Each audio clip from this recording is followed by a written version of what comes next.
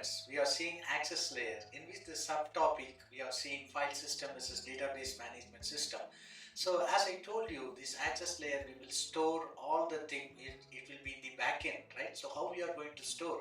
By means of file system and the database management system.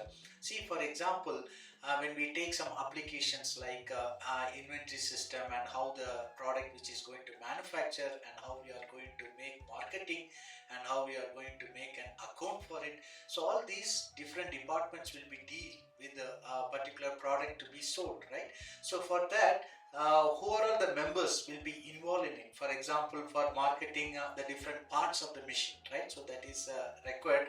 And then for engineering, that means that department deals with manufacturing the product. Okay, so for that, customer and inventory person and sales person, all these people will be the actors for it. And then when we see about the accounting, right? So finance department, so for that, accounts will be the actor, right? So when we take this particular example, there are different departments and who are the people associated in it. Okay, so for this particular process to be filled, so for that, when we consider the file system and when we see the database management system, what are the differences we can see, right? So this file system is a traditional approach, okay, so in which we will see the information which is stored, the various departments what we discussed, all these things will be stored in the different formats. Okay, so it is very tough to make any calculations if it is in different formats. Okay, see, for example, one will be stored in Excel file and another one will be stored in DLL file. Okay, so many extension files will be stored in the file system, so it is very tough to collaborate. Okay, but when we see in the database management system, as you know, it will be stored in a table format. Okay, we will know how to store and it will be easy for us to access the information, right? So that is the advance in the current approach. Okay, but in the traditional approach, like file system, again it will be stored in the different locations. Okay, so that is also a tedious process.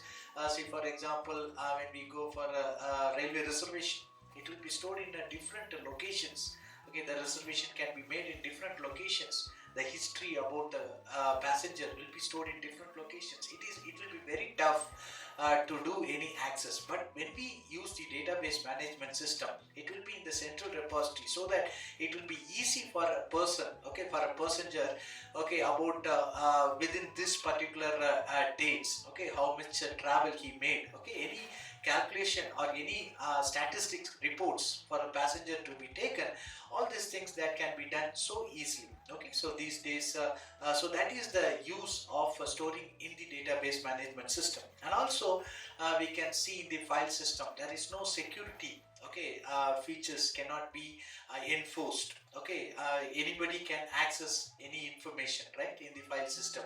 But when we go for the database management system, okay, we can provide the access specifiers. Okay, so that we can give username password to different people who are going to involve in the database, so that we can use it effectively, okay, with the secure, right?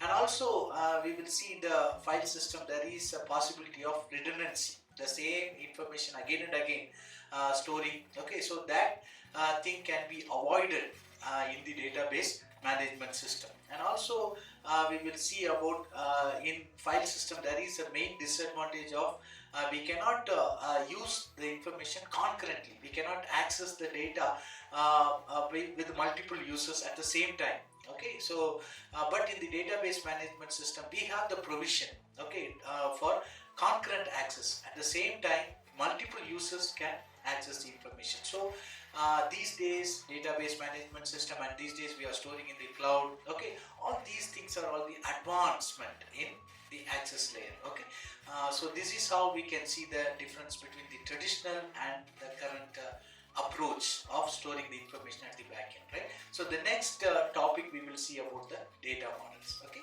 all the best, subscribe.